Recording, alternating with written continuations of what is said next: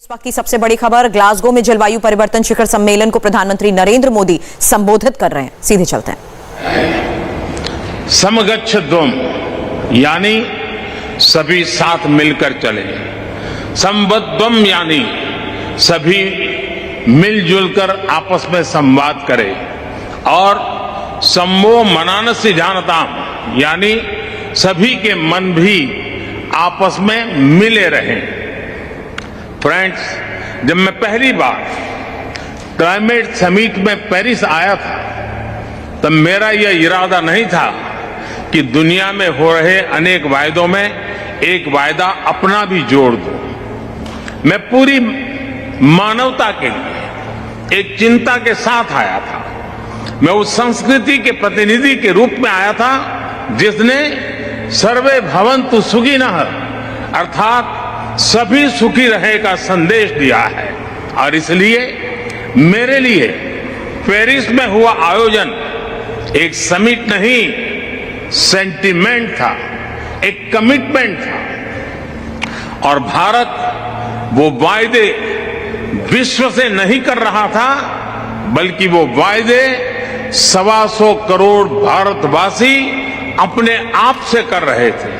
और मुझे खुशी है कि भारत जैसा विकासशील देश जो करोड़ों लोगों को गरीबी से बाहर निकालने में जुटा है, जो करोड़ों लोगों की ईज ऑफ लिविंग पर रात दिन काम कर रहा है, आज विश्व की आबादी का 17% होने के बावजूद जिसकी एमिशंस में रिस्पॉन्सिबिलिटी सिर्फ 5% रही है, उस भारत ने अपना कर्तव्य पूरा करके दिखाने में कोई कसर बाकी नहीं छोड़ी है।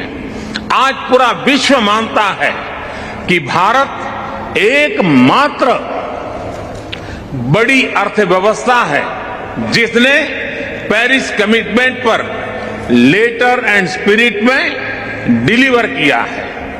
हम संकल्पबद्ध होकर हर संभव एफर्ट्स कर रहे हैं, परिश्रम कर रहे हैं और परिणाम लाकर दिखा रहे हैं। फ्रेंड्स, आज जब मैं आपके बीच आया हूं तो भारत के ट्रैक रिकॉर्ड को भी लेकर के आया। मेरी बातें सिर्फ शब्द नहीं हैं, ये भावी पीढ़ी के उज्जवल भविष्य का जयघोष है। आज Bharat installed renewable energy capacity में विश्व में चौथे नंबर पर है।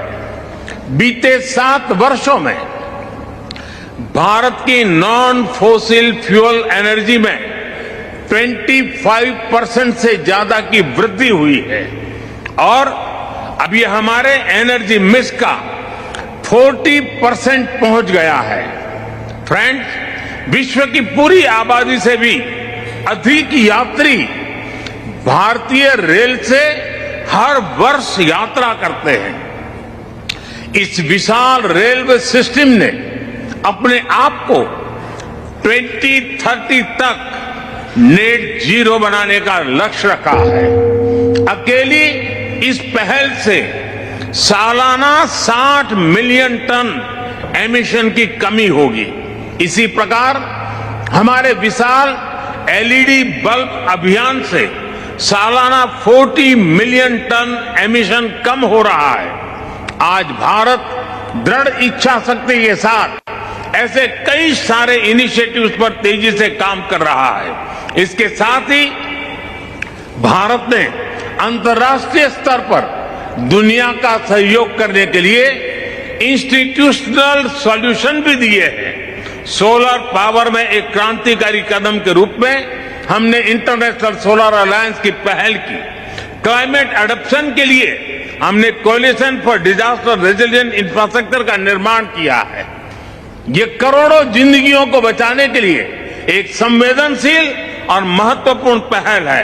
फ्रेंड्स, मैं एक और महत्वपूर्ण विषय पर आप सभी का ध्यान केंद्रित करना चाहता हूं। आज विश्व मान रहा है कि क्लाइमेट चेंज में लाइफस्टाइल की एक बहुत बड़ी भूमिका है। मैं आज आपके सामने एक वन वर्ड मूवमेंट का प्रस्ताव रखता हूं। वन वर्ड एक शब्द क्लाइमेट के संदर्भ में वन वर्ल्ड एक विश्व का मूल आधार बन सकता है, अधिष्ठान बन सकता है।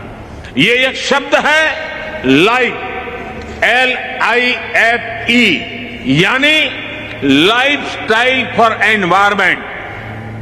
आज जरूरत है कि हम सभी लोग एक साथ आकर कलेक्टिव पार्टिसिपेशन के साथ लाइफ स्टाइल फॉर एनवायरमेंट यानी लाइफ को एक अभियान की तरह आगे बढ़ाएं। ये एनवायरमेंटल कॉन्शियस लाइफ स्टाइल का एक मास मूवमेंट बन सकता है।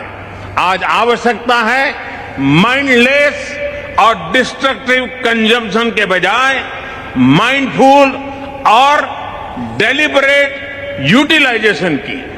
ये मूवमेंट एक साथ मिलकर ऐसे लक्ष्य तय कर सकता है जो डाइवर्स एरिया जैसे fishing, agriculture, wellness, dietary choices, housing, packaging, hospitality, tourism, clothing, fashion, water management और एनर्जी जैसे अनेक सेक्टर्स में एक क्रांतिकारी बदलाव ला सकता है। ये ऐसे विषय हैं जहां हम में से प्रत्येक को हर रोज कॉन्शियस चॉइस करनी होगी। पूरी दुनिया में करोड़ों अरबों लोगों के हर रोज की ये चॉइसेस क्लाइमेट चेंज के खिलाफ लड़ाई को हर दिन बिलियन स्टेप्स आगे ले जाएगी। और मैं इस आर्थिक आधार पर, वैज्ञानिक आधार पर, बीती शताब्दी के अनुभवों के आधार पर हर कसौटी पर खरा उतरने का मूवमेंट मानता हूं। स्व से समझने का यही रास्ता है, अहम से वयम के कल्याण का यही रास्ता है। फ्रेंड्स, क्लाइमेट चेंज पर इस वैश्विक मंथन के बीच मैं भारत की ओर से इस चुनौती से निपटने के लिए 5 अमृत तत्व रखना चाहता हूं, पंचामृत की सौगात देना चाहता हूं। पहला, भारत 2030 तक अपनी नॉन फोसिल एनर्जी कैपेसिटी को 500 गीगावाट तक पहुंचाएगा। दूसरा, भारत 2030 तक अपनी 50% एनर्जी रिक्वायरमेंट रिन्यूएबल एनर्जी से पूरी करेगा।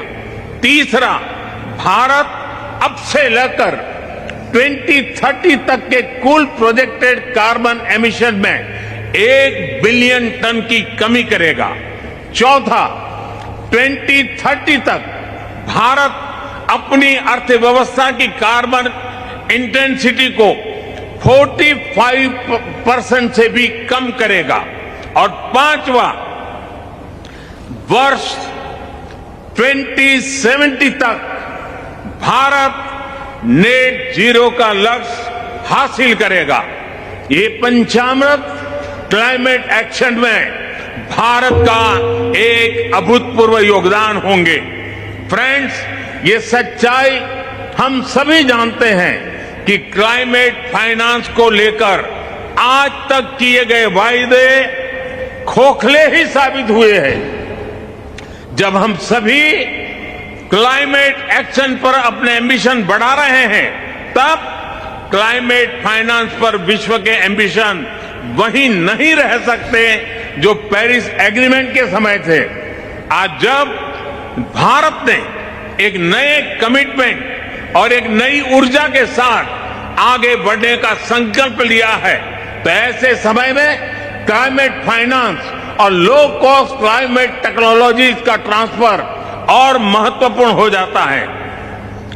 भारत की अपेक्षा है कि विकसित देश जल्द से जल्द $1 ट्रिलियन का क्लाइमेट फाइनेंस उपलब्ध कराएं। आज आवश्यकता है कि जैसे हम क्लाइमेट मिटिगेशन में हुई प्रगति को ट्रैक करते हैं, वैसे ही हम क्लाइमेट फाइनेंस को भी ट्रैक करें। उचित न्याय तो ये होगा कि जो देश क्लाइमेट फाइनेंस पर किए अपने वादों पर खरे नहीं उतरे, उन पर दबाव बने। फ्रेंड्स, आज भारत क्लाइमेट के विषय पर बहुत ही साहस और बड़ी महत्वाकांक्षा के साथ आगे बढ़ रहा है। भारत अन्य सभी विकासशील देशों की पीड़ा भी समझता है, उन्हें साझा करता है और उनकी अपेक्षाओं की अभिव्यक्ति भी निरंतर करता रहेगा। कई विकासशील देशों के लिए क्लाइमेट चेंज उनके अस्तित्व पर मंडरा रहा है, एक बड़ा संकट है। हमें दुनिया को बचाने के लिए आज बड़े कदम उठाने ही होंगे। यही समय की मांग है और यही इस फोरम की प्रासंगिकता भी सिद्ध करेगा। मुझे विश्वास है कि ग्लासगो में लिए गए निर्णय हमारी भावी पीढ़ियों का भविष्य बचाएंगे और सुरक्षित और समृद्ध जीवन का उपहार देंगे। अध्यक्ष जी, मैंने समय अधिक लिया, आपसे मैं क्षमा चाहता हूं, लेकिन विकासशील देशों की आवाज उठाना ये मैं अपना कर्तव्य मानता हूं, इसलिए मैंने उस पर भी बल दिया है। मैं फिर एक बार आपका बहुत बहुत धन्यवाद करता हूं। इंडिया टीवी हर वक्त हर जगह डाउनलोड करने के लिए सर्च करें India TV news Google play store या ऐप स्टोर पर।